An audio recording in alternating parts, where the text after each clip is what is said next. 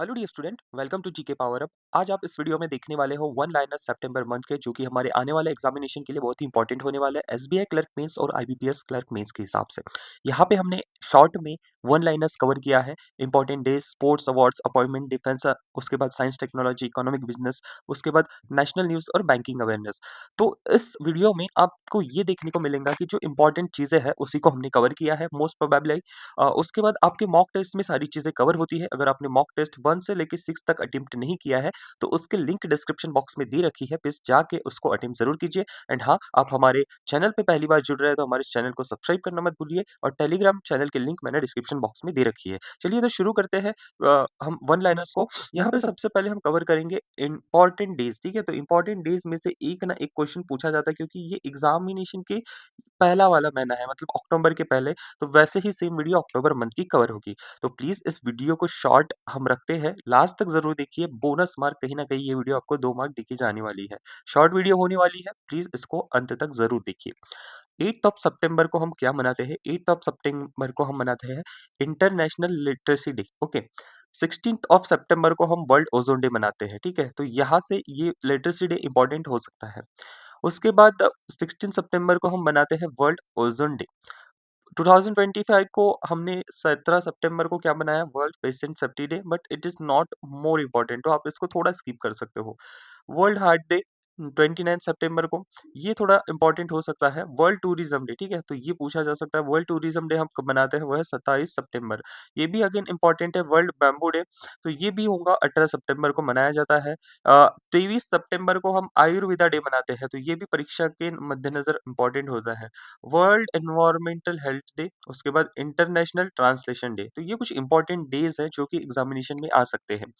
अगली बात करते हैं हम दोस्तों स्पोर्ट्स एंड अवार्ड्स पे। तो एक हम यहाँ पे फास्टली देख सकते हैं कि इंडिया ने जीता एशिया कप पाकिस्तान को हरा के, ठीक है? तो एशिया कप का विनर कौन है? वो है इंडिया, और हराया किसको? पाकिस्तान में, ठीक है? पाकिस्तान और यूएई ने यहाँ पे मिलके ये जो है कंडक्ट कराया था, क्योंकि इंडिया की टीम पाकिस्तान नहीं गई, ठीक है? तो मैचेस वहाँ पे हुए, बट होस्ट कंट्री थी एशिया कप की पाकिस्तान। यहाँ पे आनंद कुमार, वेल कुमार, ये भारत के पहले स्पीड स्केटिंग चैंपियंस बन गए हैं। तो आप फोटो देख सकते हैं, इसकी नाम याद रखिए। स्मृति मंधाना ने फास्टेस्ट ओडीआई सेंचुरी की है, और वो भारतीय पहले बने हैं जिन्होंने 50 बॉल्स पे अपनी सेंचुरी पूरी की है। भारत ने जीता है एशिया हॉकी कप, और उसी के साथ साथ SAFF under 17 football championship. Educate girls को एनजीओ, ठीक है? एजुकेट गर्ल्स एक एनजीओ है, उन्होंने रैमन मैगसेसे अवार्ड जीता है। बहुत ही इंपॉर्टेंट हो जाता है परीक्षा के मद्देनजर। जो इनके ओनर, मतलब ये जो एनजीओ के संचालिका है, ठीक है? वो है सफीना हुसैन। तो एजुकेट गर्ल भारत की पहली एनजीओ है जिसने रैमन मैगसेसे अवार्ड जीता है। 71st नेशनल फिल्म्स अवार्ड की बात करें तो दादा साहब फाल्के अवार्ड गया है साउथ एक्टर मोहनलाल को, और बेस्ट फिल्म गई है 12th फेल, और बेस्ट एक्टर का अवार्ड किसे मिला है ये मुझे आप कमेंट बॉक्स में ज़रूर बताइए। UNEP young champion of the earth 2025 का अवार्ड किसे गया है? वो गया है जिनाली मोदी, ठीक है? ये इंडिया से बिलॉन्ग करते हैं। अब समझिए क्या प्रोग्राम होता है। देखो, यहाँ पे आप क्या बोल सकते हैं कि दुनिया भर से जो युवा पर्यावरण लीडर्स होते हैं, यंग एनवायरमेंटल लीडर्स, उनको सम्मानित किया जाता है जो पर्यावरण की सुरक्षा, जलवायु परिवर्तन, प्रदूषण नियंत्रण या सस्टेनेबल डेवलपमेंट के लिए इनोवेशन प्रोजेक्ट्स पे काम करते हैं, राइट? अब इनको पुरस्कार कितना मिलता है? लगभग $20,000, मतलब 16 से 17 लाख। और इनके साथ इनको ग्लोबल रिकॉग्निशन मिलता है, ठीक है? तो इम्पोर्टेंट रखिए कि बहुत ही इम्पोर्टेंट ये अवार्ड है, और किसे मिला है भारत में? ये मिला है आपके जो फ़ोटो दिख रहे हैं यहाँ पे, जिनाली मोदी, ठीक है? तो इम्पोर्टेंट है, 30 साल से कम उम्र में ये अवार्ड इनको मिला है। नेशनल जियो साइंस अवार्ड 2025 में दिए गए हैं। तो प्रोफेसर श्याम सुंदर राय को लाइफ टाइम यहाँ पे अवार्ड दिया गया है। उसके बाद सुशोभन नेगोई, इनको यंग जियो साइंटिस्ट का अवार्ड दिया गया है दोस्तों। तो याद रखिए ये प्रश्न पूछे जा सकते हैं। अपॉइंटमेंट्स की बात करते हैं तो भारत देश के कंट्रोलर जनरल ऑफ अकाउंट बने हैं टीसीए कल्याणी। उसके बाद जस्टिस एम सुंदर, ये 10th चीफ जस्टिस बने हैं मणिपुर हाई कोर्ट के। आर वेंकट रमनी रिअपॉइंटेड हुए अटॉर्नी जनरल ऑफ इंडिया। तो ये attorney general of India and आपके कंट्रोलर जनरल ऑफ अकाउंट्स याद रख लीजिए। अ, श्रीनिवास इंजीती चेयरपर्सन बने हैं नेशनल स्टॉक एक्सचेंज स्टॉक जो होता है इनके। तो एनएसई के जो बने हैं वो है आपके श्रीनिवास इंजीती। उसके बाद डॉक्टर सीमा भाउस, तो ये जो है रीअपॉइंट हुए हैं एग्जीक्यूटिव डायरेक्टर यूएन वुमेन्स, ठीक है? UN women's, united nations. उसके बाद गौरंगाल दास ये एम्बेसडर अपॉइंट हुए साउथ कोरिया। तो ये इतना इम्पोर्टेंट नहीं है, लेकिन बाकी के सारे अपॉइंटमेंट बहुत ही इम्पोर्टेंट है दोस्तों। अब अगली बात करते हैं होम बाउंड। तो ये बहुत ही सितंबर मंथ की इम्पोर्टेंट न्यूज़ है। होम बाउंड हैज़ सिलेक्ट हुई है भारत की तरफ से इसने ऑफिशियल एंट्री ले ली है best international feature film category Oscars. तो देखिए ऑस्कर्स में भारत की तरफ से जाने वाली अभी ये इस साल की मूवी है। तो अगर देखिए ऑस्कर में नॉमिनेट हो गई, अगर अभी से आपने इसको ध्यान में रखा, तो जब भी ये अगर कोई अवार्ड जीतती है तो आपको याद रखने के लिए आसानी होगी। पिक्चर के डायरेक्टर है नीरज ग्यावन, ठीक है? जाह्नवी कपूर, विशाल, ईशान खट्टर, जेठवा ये यहाँ पे एक्टर है, इन्होंने रिप्रेजेंट किया है। ओके, चलिए आगे बात करते हैं इंटरनेशनल कॉन्फ्रेंस ऑन स्पेस कहाँ पे हुई है? इंटरनेशनल कॉन्फ्रेंस ऑन स्पेस हुई है आपकी दिल्ली, और ये जितेंद्र सिंह सर जो है हमारे मिनिस्टर, उन्होंने होस्ट किया है। भारत के गोल क्या है? भारतीय अंतरिक्ष स्टेशन बनाना 2035 तक, और मून मिशन कब तक है हमारा? 2040 तक। ओके। भारत का अभी जो कोल्ड डेजर्ट बायोस्फीयर रिजर्व है, नया बायोस्फीयर रिजर्व, ये है कोल्ड डेजर्ट जो कि हिमाचल प्रदेश में है, और यूनेस्को के नेटवर्क में ये ऐड हुआ है। हाल ही में 7 नए नेचुरल हेरिटेज साइट्स ऐड हुए हैं यूनेस्को के टेंटेटिव लिस्ट में। अब यूनेस्को की जो टोटल टेंटेटिव लिस्ट है, वो हो चुकी है अब आपकी प्रारंभिक सूची जिसको कहते हैं हम 69। लेकिन अगर मैं बात करूँ कि भारत में कितने वर्ल्ड हेरिटेज साइट्स है यूनेस्को के, तो वो है दोस्तों आपके 44, ठीक है? करंट 44 है, ठीक है? करंट 44 है। लेटेस्ट वाली कौन-सी है मुझे वो बताइए। अगेन रामसर साइट्स की बात करें तो 2 नए रामसर साइट्स बिहार में अभी ऐड हुए हैं, ठीक है? गोकुल जलाशय और उदयपुर झील। तो मुझे बताइए कि भारत में अब टोटल कितने रामसर साइट्स हैं? ओके। नेशनल जियोथर्मल जो यहाँ पे पॉलिसी है, उसने 381 381 हॉट स्प्रिंग आइडेंटिफाई की है। तो डायरेक्ट पूछा जाएगा कि 381 मतलब कितने हॉट स्प्रिंग आइडेंटिफाई हुए हैं। तो यहाँ पे अगर बात करूँ तो जियोथर्मल एनर्जी पहले क्या होती है? जियोथर्मल एनर्जी मतलब ये धरती के अंदर गर्मी से ऊर्जा प्राप्त करना। अब इस गर्मी से हम क्या बना सकते हैं? बिजली बना सकते हैं, गर्म पानी या हीटिंग सिस्टम चला सकते हैं। अब भारत सरकार ने नेशनल जियोथर्मल एनर्जी पॉलिसी का जो एक स्ट्रक्चर है, उसको खोजा है, ठीक है? अब ये 31 हॉट स्प्रिंग का मतलब क्या है? अब देखिए भारत के विभिन्न हिस्सों में 381 गर्म पानी के झरने पाए गए हैं। ये झरने ऐसे स्थान पे है जहाँ धरती के अंदर गर्म पानी और भाप निकलती है, जो कि संकेत देती है कि हम जियोथर्मल एनर्जी प्रोड्यूस कर सकते हैं। मतलब वहाँ बिजली उत्पादन या हीटिंग के लिए ऊर्जा निकाली जा सकती है। मुख्य स्थान की अगर बात करूँ तो अगर आपको यहाँ पे पूछा जाए या बता दूँ मैं, तो इंडिया में आपको ये जो पूगा वैली है, ठीक है? पूगा वैली ये कभी-कभी दे देते हैं कि चलिए बताइए इम्पोर्टेंट कौन से हैं। पूगा वैली है लद्दाख, ये सबसे फेमस है, ठीक है? तो वहाँ पे हॉट स्प्रिंग है लद्दाख में। उसके बाद अगर छत्तीसगढ़ की बात करें तो वो है आपके थातापानी में, ठीक है? थाटापानी, ठीक है? थाटापानी, तो ये छत्तीसगढ़ में है, ठीक है? ये सीजी छत्तीसगढ़ में है। उसके बाद मैं गोदावरी बेसिन तेलंगाना, ठीक है? कैम्बे गैब्रेन गुजरात, ठीक है? उसके बाद बारकेश्वर पश्चिम बंगाल, मैनीकारण हिमाचल प्रदेश, क्योंकि ये इंपॉर्टेंट न्यूज़ है, ठीक है? चलिए, इससे बेनिफिट्स क्या होते हैं? अभी 24/7 हम पवन ऊर्जा इस पे निर्भर नहीं रहेंगे, ठीक है? क्लाइमेट फ्रेंडली है, ठीक है? पर्यावरण हितैषी है और लंबे समय तक चलने वाला ये स्रोत है। ओके, चलिए अगला जो है blue economy contribute 4.1% to Indian GDP. Okay, सबसे पहले समझो ब्लू इकोनॉमी क्या है। देखिए समुद्र, उसके बाद समुद्र तटीय क्षेत्र और उनके जल संसाधन मीनिंग मतलब ocean coast and water bodies, ठीक है? अब इसका सस्टेनेबल यूज करके इकोनॉमिक ग्रोथ पाना, ठीक है? मतलब समुद्र से जुड़े सभी आर्थिक गतिविधि जैसे मछली पकड़ना, शिपिंग, समुद्री पर्यटन, खनिज निकालना, उसके बाद वहाँ के तटीय व्यापार और वहाँ से इनोवेशन जैसे आपको यहाँ पे इंडस्ट्री एक स्टैब्लिश करना। अब इन सबको मिलकर बनती है ब्लू इकोनॉमी, ठीक है? सो ये होती है ब्लू इकोनॉमी, और इसी वजह से भारत की ब्लू इकोनॉमी जीडीपी में लगभग 4.1 का योगदान देती है, और ये डेटा जो है ये मिनिस्ट्री ऑफ अर्थ साइंसेस ने लाया है, राइट? अब ब्लू इकोनॉमी में मेजर कौन से सेक्टर होते हैं? Fisheries, aquaculture, shipping, ports activities, coastal tourism, offshore energy, marine biotechnology, deep sea mining, समुद्र की गहराई से खनिज को निकालना, राइट? अब इसके उद्देश्य क्या है? आर्थिक विकास, रोजगार भी बढ़ाता है और पर्यावरण और सतत सस्टेनेबल डेवलपमेंट भी ये कराता है। तो दोस्तों ये रही थी आपकी ब्लू इकोनॉमी जो है मिनिस्ट्री ऑफ अर्थ साइंसेस ने लॉन्च की है। अगर आपको मेरी दी गई इन्फॉर्मेशन सच में अच्छी लग रही है, तो प्लीज़ प्लीज़ इसे ज़रूर कीजिए, ये सब्सक्राइब बटन होता है, इसे क्लिक ज़रूर कीजिए। आपके कमेंट्स ज़रूर बताइए कि ये ऐसे शॉर्ट्स वीडियो क्या आपके लिए फ़ायदेमंद हो रहे हैं। इसके पहले हमने बैंकिंग में cards and types of ATMs लाए थे, तो वैसे ही ये भी है। इसके बाद अक्टूबर मंथ का भी आएगा, तो प्लीज़ कमेंट ज़रूर कीजिए। अगर हाँ, कुछ मिस्टेक हो रही है वीडियो में तो आप पिन ज़रूर कीजिए ताकि पीडीएफ में सुधार के उसको दिया जाए। बट आई नो इसमें कुछ गलत नहीं है, लेकिन आपके रिव्यूज़ होना ज़रूरी है ताकि वो मुझे मोटिवेशन देते रहें। अगला जो इम्पोर्टेंट चीज़ है वो है विक्रम 3201। बहुत ही इम्पोर्टेंट चीज़ है पूछने लायक कि भारत का पहला खुद का बना हुआ इंडिजीनियस मतलब खुद से बनाया हुआ यहाँ पे ये 32 बिट माइक्रो प्रोसेसर है जिसे इसरो ने मिलके यहाँ पे डेवलप किया है, ठीक है? इसरो, ठीक है? तो इम्पोर्टेंट है, याद रखिए चिप का नाम है 3201। प्रत्युष मिशन क्या है? सबसे पहले समझो प्रत्युष मिशन क्या है जिसमें स्टडी की गई है कॉस्मिक ड्रोन। देखिए यहाँ पे ये फोटो लगाया मैंने मतलब आप समझ गए कि कुछ तो कुछ स्पेस से रिलेटेड है। देखिए प्रत्युष मिशन भारत का एक अंतरिक्ष मिशन है जिसका उद्देश्य क्या है कॉस्मिक रेस और स्पेस वेदर का अभ्यास करना। इसे इसरो और आईआईएससी ठीक है दो जो इंस्टीट्यूट है इसने तैयार किया ठीक है कौन इसरो और आईआईएससी ठीक है। अब कॉस्मिक रेज़ क्या होती है? देखिए हाई एनर्जी पार्टिकल्स होते हैं जो सूर्य और अन्य तारों और गैलेक्टिक्स सोर्स से निकलते हैं। मतलब क्या कि धरती के वायुमंडल से टकराते हैं, ठीक है? यहाँ पे आप देख सकते होंगे।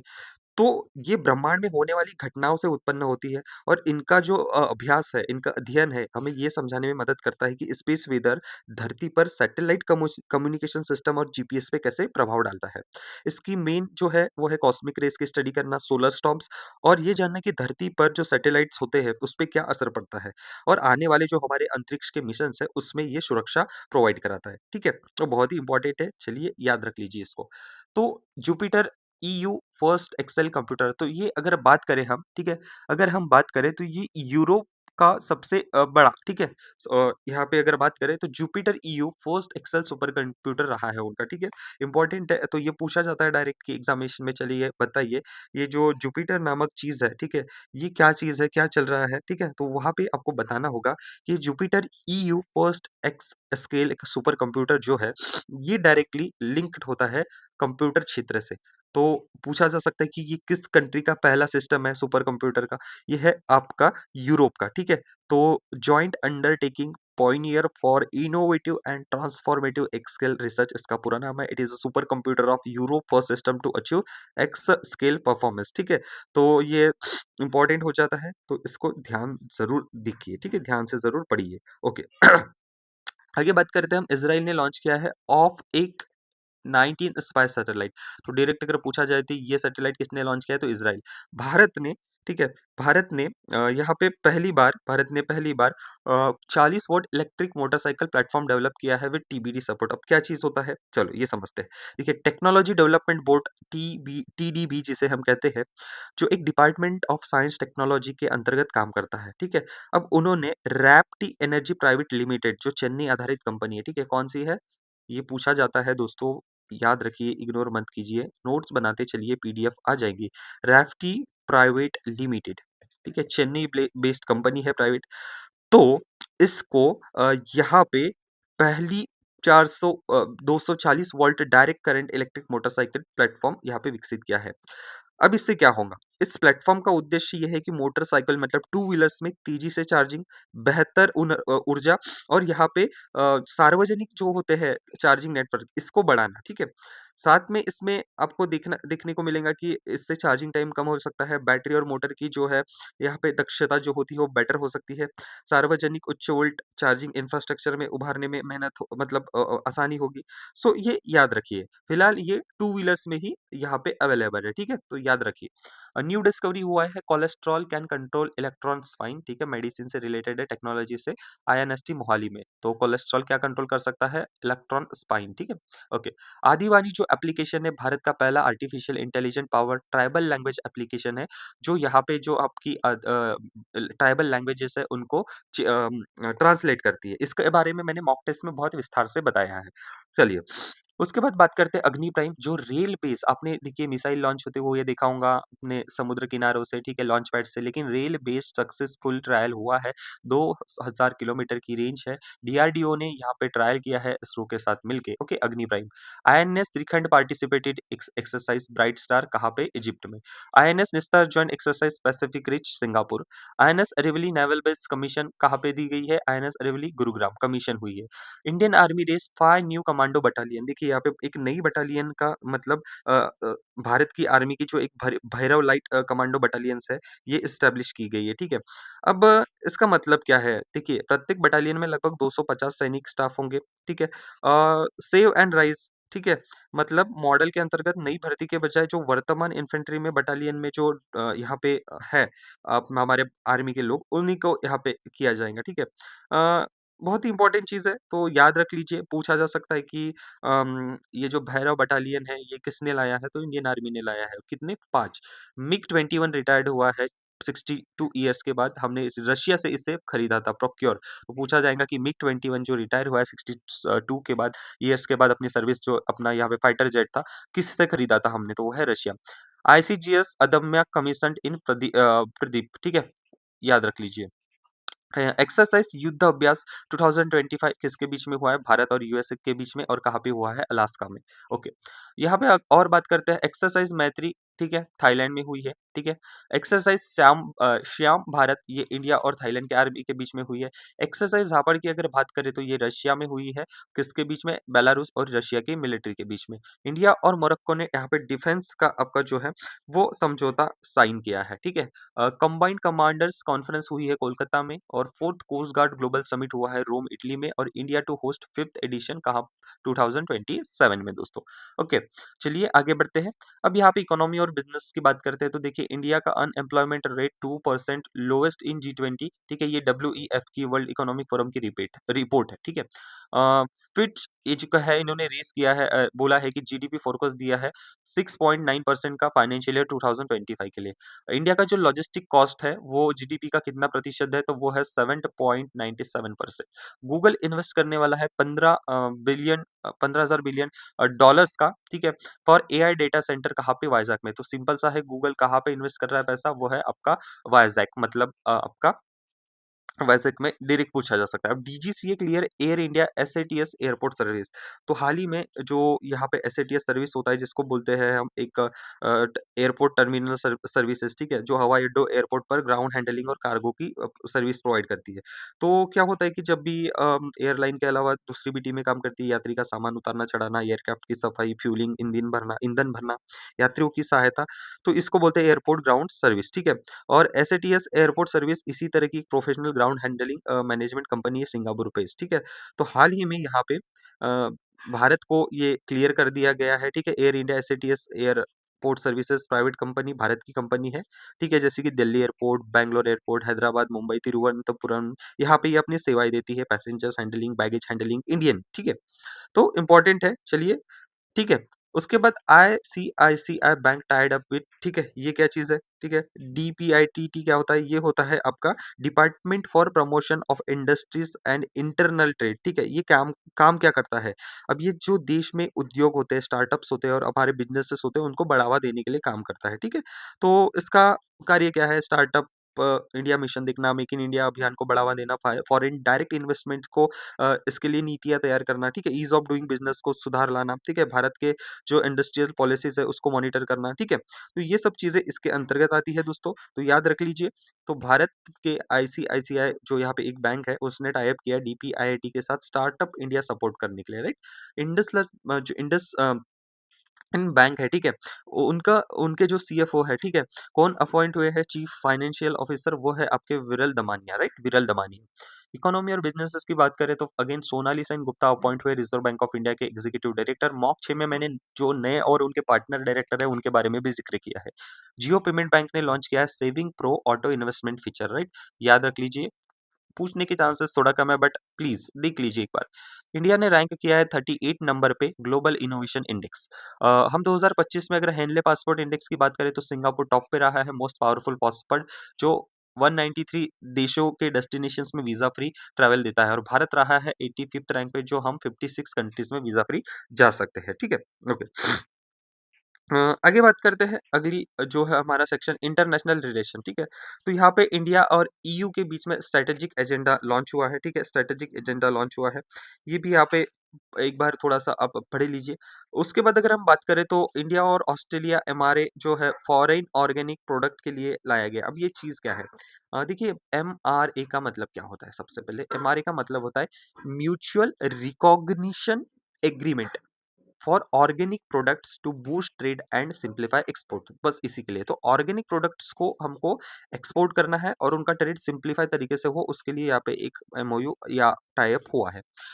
इंडिया भूटान में रेल लिंक प्रोजेक्ट शुरू हुआ है जिसका नाम है कोकराझर गेलेफू और बनारत सामसे। तो याद रख लीजिए, ये प्राइस पूछते हैं, मतलब बजट पूछते हैं कि रेल लिंक है वो कितने अमाउंट का हुआ है। ठीक है, India Greece maritime exercise held in कहाँ पे? मेडिटेरियन। आईएनएस त्रिखंड और एचएस थैम्स्टोक इन्होंने पार्टिसिपेट किए हैं। इंडिया और जो मोरक्को है, ठीक है? इंडिया और मोरक्को है, उन्होंने यहाँ पे टाई अप किया है, एमओयू साइन किया है। टाटा एडवांस सिस्टम, ठीक है? Tata advance system open WHAB facility in Morocco. बहुत इंपॉर्टेंट न्यूज़ है, देखो मैं इसको समझाता हूँ क्या है। देखो, ये भारत का पहला विदेशी रक्षा निर्माण उपक्रम है, मैन्युफैक्चरिंग प्लांट है भारत के बाहर। कहाँ पे हो रहा है? मोरक्को। बहुत इंपॉर्टेंट न्यूज़ है, जो इस वीडियो को लास्ट तक देखेगा भाई, सच में आप यहाँ से कहीं न कहीं 2 मार्क तो लेके जाने वाले हो। इंडिया और मोरक्को के बीच में डिफेंस कोऑपरेशन एमओयू साइन हुआ है, जिसमें टाटा एडवांस सिस्टम ने डब्ल्यूएचईपी फैसिलिटी लगाई है। तो ये भारत का पहला डिफेंस मैन्युफैक्चरिंग प्लांट है, जो कि आउटसाइड कहाँ पे है? इंडिया, अफ्रीका में, ठीक है? मोरक्को। उसके बाद अगर बात करें तो make in India, make with friends और मेक फॉर द वर्ल्ड की दिशा में एक कदम है। यानी भारत सिर्फ स्वयं के लिए नहीं बल्कि अपने मित्र देशों के लिए भी रक्षा उद्योग का भागीदार बन रहा है। अब मोरक्को इससे लाभ होगा, स्थानीय उनको रोजगार मिलेंगे, सप्लाई चेन का विकास होगा, रक्षा निर्माण की क्षमता बढ़ेगी और साथ में भारत मोरक्को के बीच में अच्छे राजनीतिक फॉरेन संबंध अच्छे बढ़ेंगे। तो याद रखिए, अब ये डब्ल्यूएचएपी क्या होता है जो यहाँ पे आ गया है? क्या बना रहा है डब्ल्यूएचएपी? इसको बोलते हैं व्हील्ड, ठीक है? इसको बोलते हैं व्हील्ड आर्मर्ड, ठीक है? जो आर्मी के आपने टैंक देखे होंगे, व्हील आर्मर्ड प्लेटफ़ॉर्म, ठीक है? तो ये जो चीज़ है, इसको यहाँ पे बनाया जा रहा है, ठीक है? तो याद रखें, व्हील आर्मर्ड प्लेटफ़ॉर्म इसे कहते हैं। ओके। इसको मतलब क्या भारत में कौन मिलके बनाता है? डीआरडीओ और यहाँ पे टाटा एडवांस सिस्टम लिमिटेड इसको बनाते हैं भारत देश में। चलो, तो ये आपका हो गया। फिर इंडिया ने होस्ट किया है Interpol Asian region conference Singapore.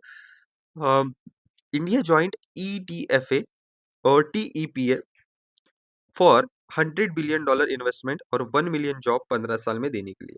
तो याद रख लीजिए, E EFTA European free trade association, ETF है यूरोपियन फ्री ट्रेड एसोसिएशन, जिसमें सिर्फ 4 देश है। 4 देश कौन से हैं? स्विट्जरलैंड, नॉर्वे, आइसलैंड और लिechtenstein, ठीक है? तो ये है। अगर मैं बात करूँ इसके मुख्य उद्देश्य उद्देश्य क्या है, तो फ्री ट्रेड मतलब मुक्त व्यापार को बढ़ावा देना, टैरिफ और बैरियर्स घटाना और यूके, भारत, कनाडा आदि के साथ फ्री ट्रेड एग्रीमेंट करना। और टीईएफए क्या है? तो trade and economic partnership. Bharat और ईएफटीए के देश में एक आधुनिक आधुनिक मतलब नया फ्री ट्रेड एग्रीमेंट है, ठीक है? इतना समझिए। India Japan joint credit mechanism, ठीक है? इंडिया जापान ने जॉइन किया है क्रेडिट मैकेनिज्म। अब ये थोड़ा-सा क्रेडिट मैकेनिज्म क्या होता है? देखिए, भारत और जापान के बीच में कार्बन क्रेडिट सहयोग है, जिसका उद्देश्य क्या है? ग्रीन हाउस गैसेस को कम करना, क्लाइमेट इको फ्रेंडली होना। तो ये है कि जापान दुनिया भर में जॉइंट क्रेडिटिंग मैकेनिज्म चलाता है, जिसके तहत जापान उन देशों के साथ मिलके काम करता है जहाँ ग्रीन प्रोजेक्ट्स, जैसे हमने बहुत बार पढ़ा कि हाइड्रोजन प्रोजेक्ट, हाइड्रोजन डैम्स हो गए ये सब। तो ग्रीन प्रोजेक्ट जैसे सोलर हाइड्रोजन, ठीक है? इसमें ऊर्जा बचाना, इस पर वो जहाँ काम करते हैं, ठीक है? अब ऐसे प्रोजेक्ट्स जो कार्बन उत्सर्जन घटाता है, उसको हम बोलते हैं कार्बन क्रेडिट। तो जापान उन देशों के साथ मिलके काम करता है। अब भारत और जापान ने मिलकर इसी तरह ये एग्रीमेंट कब किया था? तो ये एग्रीमेंट किया था 2023 में, लेकिन अभी ये न्यूज़ में है, ठीक है? तो इम्पोर्टेंट है, याद रख लीजिए। इंटरनेशनल रिलेशन, तो भारत ने आईआईएम अहमदाबाद का अपना एक कैंपस दुबई में लगाया है। Bharat, Bhutan, Mauritius signed satellite, railway और स्पेस कॉर्पोरेशन डील्स, ठीक है? बहुत इंपॉर्टेंट न्यूज़ है। ईस्ट तैमूर, ठीक है? Timor Leste joined ASEAN as a 11th member. अब एशियन कंट्रीज़ के 10 मेंबर थे, अब जाके एक बढ़ा तो अब हुए total 11। India elected as a Interpol Asian committee और भारत का यूपीआई लॉन्च हो चुका है कतर में, जो कि मैंने मॉक टेस्ट 6 में बताया है। ओके, उसके बाद मिनिस्ट्री ऑफ आयुष ने इनॉग्रेट किया है पहला integrative oncology centre AII Goa. तो ये सेंटर क्या होता है? ये होता है आपका कैंसर से रिलेटेड, ऑन्कोलॉजी मतलब होता है कैंसर से रिलेटेड आपका सेंटर वहाँ पे उन्होंने एस्टेब्लिश किया है, ठीक है? तो इम्पोर्टेंट है बहुत ही। National Ayush mission expanded for state capacity building, expand हुआ है। Kerala become first state to eradicate, ये बॉटनी का नेम है, प्लांट का नेम है, ठीक है? सेना स्पेक्टाबिलिस, ठीक है? 383 एकड़ वायनाड में। तो ये क्या है? देखिए, अब ये आक्रामक विदेशी इन्वेसिव प्लांट स्पीसीज है, जो कि मूल रूप से अमेरिका सी है, अमेरिका से भारत में आई है, ठीक है? तो इसका यहाँ पे इरेडिकेशन हुआ है, मतलब मिटा दिया गया है, ठीक है? ओके, चलिए आगे बात करते हैं। उत्तर प्रदेश अनाउंस दिव्यांग rehabilitation centre in all division, ठीक है? ओके, बिहार लॉन्च मुख्यमंत्री महिला रोजगार योजना, 10,000 रुपए टू 75 lakhs वुमेन्स, ठीक है? Okay.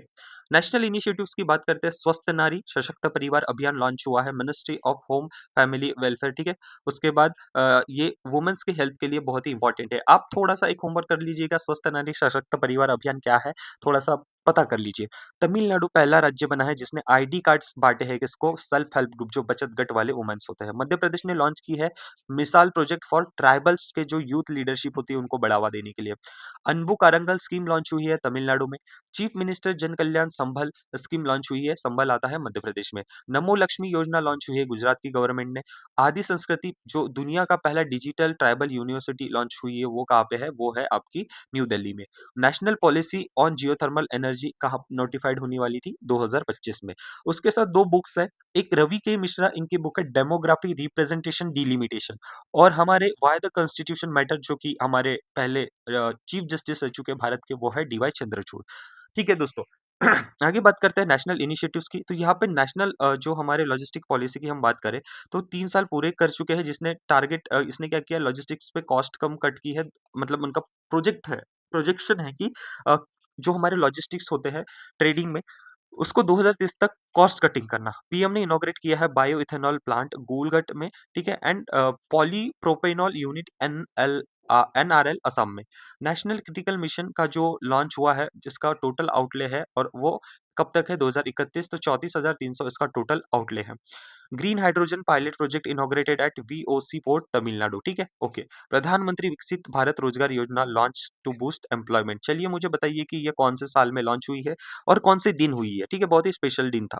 India hosted 89th IEC meeting, ठीक है? तो 13 country to issue OIML pattern and approve certificates, ठीक है? Aurangabad industrial city AURIC celebrate 6th anniversary under DMIC. तो ये उतना इंपॉर्टेंट नहीं होने वाला है। AI powered hollow box of Sardar Patel launch at Pradhanmantri Sangrahalaya. तो याद, आई होप कि आपको ये वीडियो कंटेंट ज़रूर पसंद आया होगा दोस्तों। अगर आपको लगता है कि ऐसे कंटेंट हमको हर मंथ के लाना चाहिए, तो प्लीज़ कमेंट बॉक्स में मुझे बताइए। और हाँ, अभी तक आपने हमारे चैनल को सब्सक्राइब नहीं किया है और आपने अपने फ्रेंड्स में शेयर नहीं किया है, तो ज़रूर इस चैनल को शेयर कीजिए, हमारे एफर्ट्स को शेयर कीजिए। एंड हाँ, आपको पीडीएफ जो है वो टेलीग्राम चैनल पे मिलने वाली है, जिसकी लिंक मैंने नीचे डिस्क्रिप्शन बॉक्स में दे रखी है। आपको उस लिंक पे क्लिक करना होगा और हमारे टेलीग्राम चैनल को सब्सक्राइब करना होगा। तो चलिए दोस्तों, मिलते हैं अगले वीडियो में। तब तक के लिए ध्यान रखिए अपना। All the best for your examination and take care. Bye bye. लेकिन उससे पहले आपने ये वीडियोस नहीं देखी है, जो मैंने यूट्यूब चैनल पे मेरी प्लेलिस्ट है, उसमें मैंने पूरे मंथ्स के करंट अफेयर कवर किए हैं। और आने वाले वीडियोस में हम जुलाई, अगस्त, सितंबर और अक्टूबर पे मंथली करंट अफेयर्स लाने वाले हैं। मॉक टेस्ट तो चलती रहेंगी, लेकिन एक बार से फिर से वो रिवाइज हो जाएगी। तो do not forget to like, comment, share and finally subscribe. Take care, bye bye.